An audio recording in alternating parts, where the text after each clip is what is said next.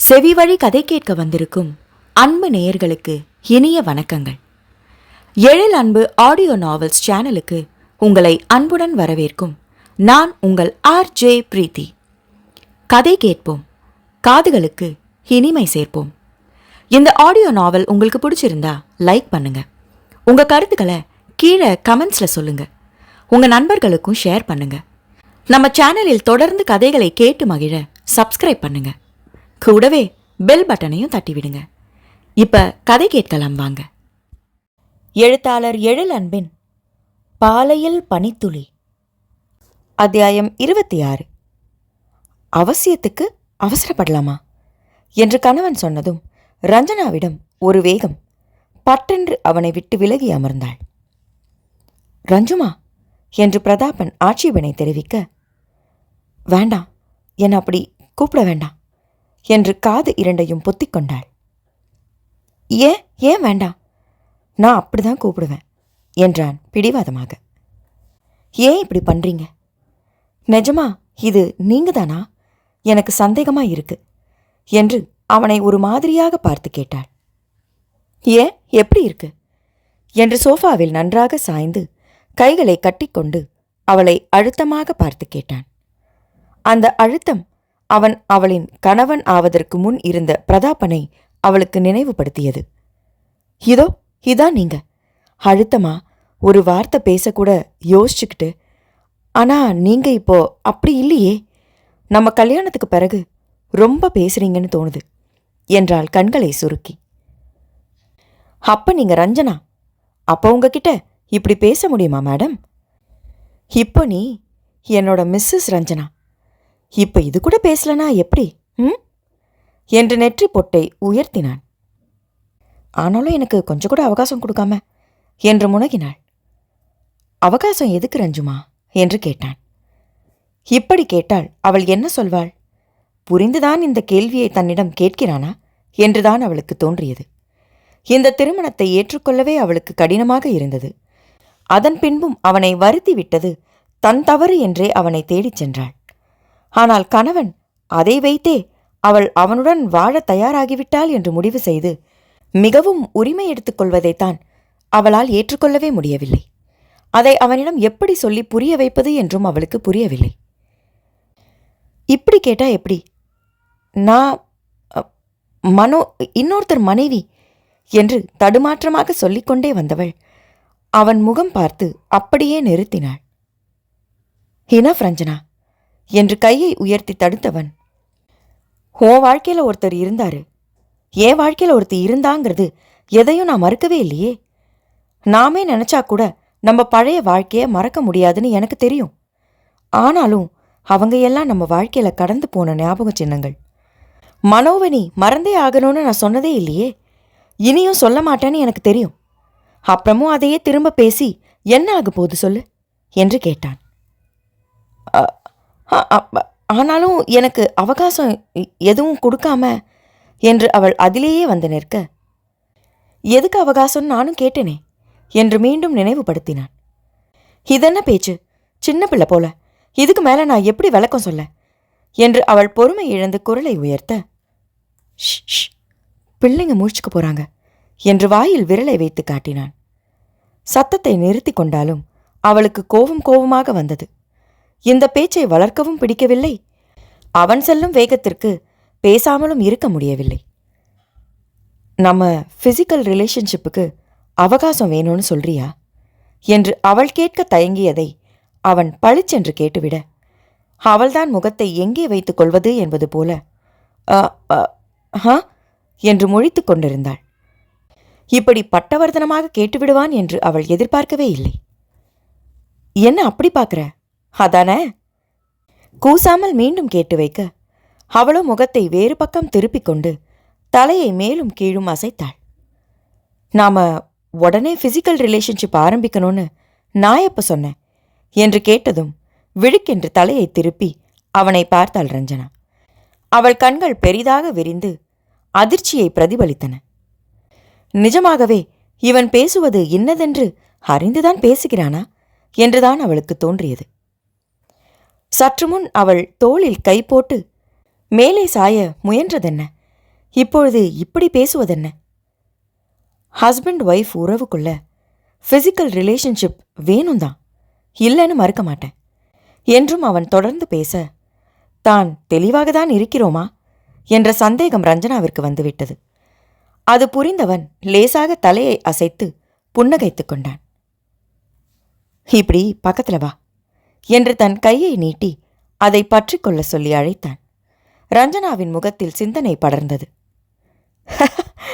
ஒரு தடவை பிடிச்ச அதே கைதான், கடைசி வரைக்கும் பிடிக்க போற அதே கையும் கூட என்றவன் தன் கையை தொடர்ந்து நீட்டிய வண்ணம் இருக்க, தயக்கத்துடன் என்றாலும் அவனின் கையை மென்மையாக பற்றி லேசாக நகர்ந்து அவனை உரசி விடாமல் அமர்ந்தாள். அவளின் கையை விரித்து உள்ளங்கையை மெல்ல வருடியவன் அப்படியே தன் இரு கைகளுக்குள்ளும் அவளின் கையை பொத்தி வைத்து கொண்டான். ரஞ்சனாவின் கை கூச்சம் தாங்காமல் நடுங்கியது. அதற்கு தன் கைகளாலேயே கதகதப்பு மூட்ட முயன்றானே தவிர அவளின் கையை விடுவித்து விட முடியவில்லை அவனால். எனக்கே தெரியும் ரஞ்சுமா, நான் இப்ப எல்லாம் நிறைய பேசுறேன்னு. பேசுறதுக்கு கூட ஒரு காலத்துல ஆள் இல்லாம இருந்தேன் என்று கணவன் ஆரம்பிக்க அவனை இரக்கமாக பார்த்தாள். இந்த பார்வை எனக்கு வேண்டாம். என் மேல நீ இறக்கப்படணும்னு நான் இதை பேச ஆரம்பிக்கல. நீ இப்படி பார்த்தா நானும் எதுவும் பேசல என்றான் கண்டிப்புடன். ரொம்ப கண்டிப்பா சாமியா இருப்பார் போல இருக்கே என்று அவனுக்கும் கேட்கும்படி முணுமுணுத்தாள். என்று அவள் பாராட்டியது போல சிரித்து கொண்டான். உங்களை யார் யார்கிட்டையும் பேச வேண்டான்னு சொன்னது? சொந்தம் இல்லைனா என்ன, ஃப்ரெண்ட்ஸ் கிட்ட பேச வேண்டியது தானே என்று கேட்டாள் ரஞ்சனா. உன்னை நான் கவனிச்ச வரைக்கும் நீயும் கூட ஃப்ரெண்ட்ஸ் யார்கிட்டையும் பேசுறதில்ல, ஏன் என்று திருப்பி கேட்டான்.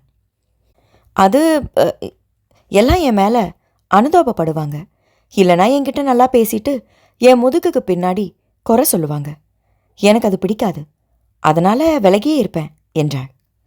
அதே தான் எனக்கும். நான் தனியாக இருக்கேன்னு தெரிஞ்சாலே என் சொந்த விஷயத்தில் மூக்க நுழைக்க ஆரம்பிச்சிடுவாங்க. எனக்கு ஏற்கனவே கல்யாணம் ஆயிடுச்சுன்னு தெரிஞ்சா நடந்ததை கேள்விப்பட்டு இறக்கப்படுவாங்க. கல்யாணம் ஆனது தெரியலன்னா ஏன் இன்னும் கல்யாணம் பண்ணிக்கலன்னு கேட்பாங்க. நம்ம சொந்த வாழ்க்கையை பற்றி எத்தனை பேருக்கு விளக்கம் சொல்லிட்டு இருக்க முடியும்? சில நேரம் ஆறுதல் கூட நமக்கு அவஸ்தை தான். அதனால தான் நான் யார்கிட்டையும் பழக பிரியப்படலை. மதுரையில் வேலை பார்க்கும்போது இந்த வீட்டு ஓனர் அண்ணனோட பையன் ஷங்கர் தான் என்கிட்ட நட்பு ஏற்படுத்திக்க முயற்சி செஞ்சான். அவன் என் சொந்த விஷயத்தில் தலையிடுறதில்லைங்கிறதுனால அவன்கிட்ட மட்டும்தான் பழகினேன். இந்த வீடு கூட அவன் சொன்னது தான். அவன் இந்த வீட்டை சொன்னது எவ்வளோ நல்லதா போயிடுச்சு பாரு. என் குடும்பத்துக்கிட்ட என்னை அனுப்பி வச்சிருக்கான். கண்டிப்பா இதுக்கு அவனுக்கு நன்றி சொல்லி ஆகணும் என்றவன் அவளின் கையை லேசாக அழுத்தி பிடித்தான். நீங்க இப்படி எங்க வாழ்க்கையில வருவீங்கன்னு நானும் நினைச்சதில்ல என்றாள் ரஞ்சனா. நாம நினைக்கிறது நடந்துச்சுன்னா எப்படி சுவாரஸ்யமா இருக்கும் என்று புன்னகைத்தான். அதுவும் சரிதான். ஆனா எனக்கு இன்னும் இது சரியானு தயக்கமா தான் இருக்கு. பிள்ளைங்களை காரணமா வச்சு எனக்கு ஒரு துணையை தேட நினைச்சிருக்கேனோன்னு சில நேரம் கில்ட்டியாவும் இருக்கு என்று ரஞ்சனா அவன் என்ன சொல்வானோ என தயக்கத்துடன் சொல்ல, அப்படியே நினைச்சாலும் அதுல என்ன தப்பு இருக்கு ரஞ்சுமா என்று இலகுவாக கேட்டான். அது அது தப்பில்லையா ரஞ்சனா கேட்க, என்ன தப்புன்னு தான் கேட்குறேன். உன் முன்னாள் துணைக்கு செய்யும் துரோகமா நினைக்கிறியா என்று கேட்டவனுக்கு அமைதியாக இருந்து அதுவே என்னை நிரூபித்தாள். ஆனா அப்படி நினைக்க தேவையே இல்லைன்னு தான் நான் சொல்லுவேன். மனம் உன்னை விரும்பி வீட்டை எதிர்த்து கல்யாணம் பண்ணிக்கிட்டாரு, உன்னை நல்லா பார்த்துக்கிட்டாருன்னு நீயே சொன்ன. உனக்காக பார்த்து பார்த்து செஞ்சவர் நீ தனியா கஷ்டப்படுறத மட்டும் பார்த்து சந்தோஷப்படுவாரா என்ன? கண்டிப்பா மாட்டாரு. அதனால அந்த மாதிரி கில்ட்டி ஃபீலை எல்லாம் உன்னை விட்டு தள்ளி வை என்றான். கேட்க நல்லா இருக்கு, ஆனா முடியணும்ல என்று மெல்லிய குரலில் கேட்டாள். எஸ் எஸ், அது கஷ்டம்தான், அது எனக்கும் புரியுது. கொஞ்ச நேரத்துக்கு முன்னாடி நான் நம்ம ஃபிசிக்கல் ரிலேஷன்ஷிப்பை இப்போ எதிர்பார்க்கலன்னு ஏன் சொன்னேன் தெரியுமா? இதுதான். கல்யாணம் பண்றது எதுக்காக? வெறும் ஃபிசிக்கல் ரிலேஷன்ஷிப்காக மட்டுமா? கண்டிப்பா இல்லை. அதையும் தாண்டி பல விஷயங்கள் இருக்கு. பகிர்தல் அதுல முக்கியமானது.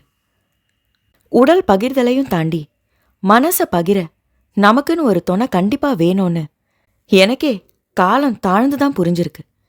எனக்கு வலிச்சா சொல்ல, உன்னோட வலிய நான் புரிஞ்சுக்க, வாழ்க்கையில வரும் கஷ்டங்களை கடக்க நமக்கு ஒரு துணையோட துணை இருக்கும்போது சுலபமா கடக்க முடியும்னு இப்ப நம்புறேன்.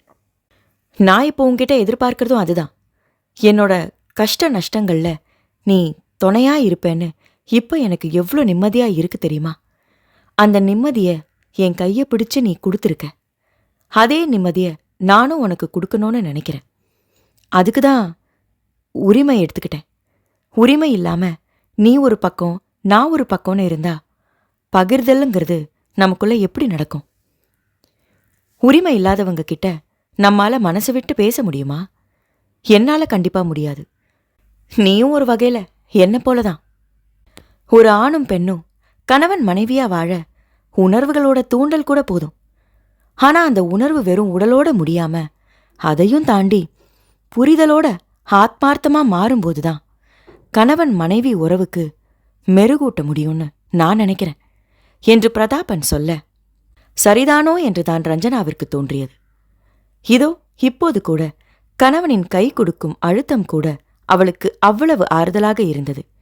யாரிடமும் போய் தன் மனநிலையை அவள் இறக்கி வைத்ததே இல்லை.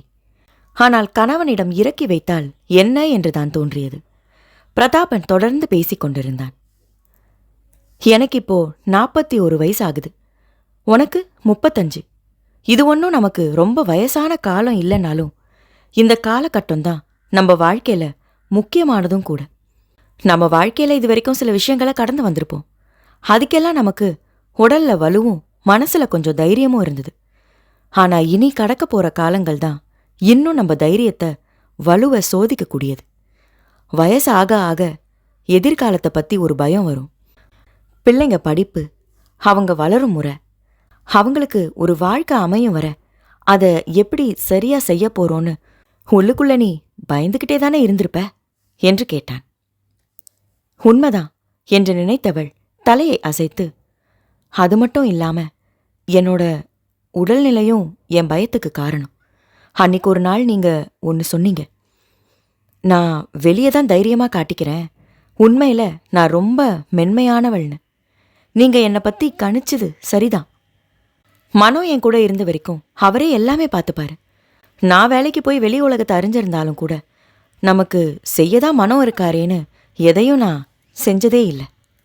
ஆனா மனோ இல்லாம ஒரு நாள் அவருக்கு காரியம் செய்யறது உட்பட நானா எடுத்து செய்ய வேண்டிய நிலை வந்தபோது ஒன்னும் அறியாம நான் பயந்த பயம் எனக்கு மட்டும்தான் தெரியும் என்றபோது அவளின் கண்களில் கண்ணீர் தேங்கி நின்று இருந்தது.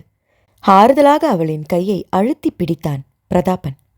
சில நொடிகளில் தன்னை தேற்றிக் கொண்டவள், அதுக்கு பிறகு என் பயத்தை வெளியில காட்டிக்க கூட பயந்து தைரியமா இருக்கிற மாதிரி முகமுடி போட்டுக்கிட்டேன். வெளியிலிருந்து வர தொந்தரவுகள் ஒரு பக்கம், மனோவோட பெத்தவங்க ஒரு பக்கம்னு எனக்கு இடைஞ்சல் கொடுத்துக்கிட்டே இருப்பாங்க. அவங்க முன்னாடி தைரியமா காட்டிக்கிட்டு எதிர்த்தாலும் தனிமையில இருக்கும்போது அந்த தாக்கமும் பாதிப்பும் நிறைய இருக்கும். எனக்குன்னு யாருமே இல்லையேன்னு விரக்தியா இருக்கும். தனியா பிள்ளைங்களை எப்படி இந்த பொல்லாத உலகத்துல ஆளாக்க போறேன்னு நினைச்சு நிம்மதியை இழந்துட்டு நிற்பேன். அந்த நேரம் என்னோட மன உளைச்சலும் அதிகமாகும். மன உளைச்சல் அதிகமாகும் போது என் உடல்நிலை என்ன ஆகும்னு உங்களுக்கே தெரியுமே. நீங்க என்னை காப்பாத்தின போது மட்டும் இல்லை, எனக்கு அதுக்கு முன்னாடியும் ஃபிட்ஸ் வந்திருக்கு என்றாள். என்ன ரஞ்சனா சொல்ற? ஏன் இதுக்கு முன்னாடி நீ என்கிட்ட இதை சொல்லலை என்று வேகமாக கேட்டான். அப்ப சொல்ல தோணலையே என்றவளை கோபமாக பார்த்தான். அதான் இப்ப சொல்றேனே என்றாள் கெஞ்சலாக. இன்னும் வேற என்னெல்லாம் மறைச்சு வச்சிருக்க? இதுக்கு உனக்கு உடனே டாக்டர் கிட்ட போய் சரி பண்ண பார்க்கணும். நான் நாளைக்கே டாக்டர் கிட்ட அப்பாயின்மெண்ட் இருக்கான்னு கேட்குறேன் என்றான். அஜிஷோ, அதுக்கெல்லாம் அவசியம் இல்லை. டாக்டர் கிட்ட நான் ஏற்கனவே ட்ரீட்மெண்ட் பார்த்துக்கிட்டு தான் இருக்கேன் என்று அவனை சமாதானம் செய்தாள்.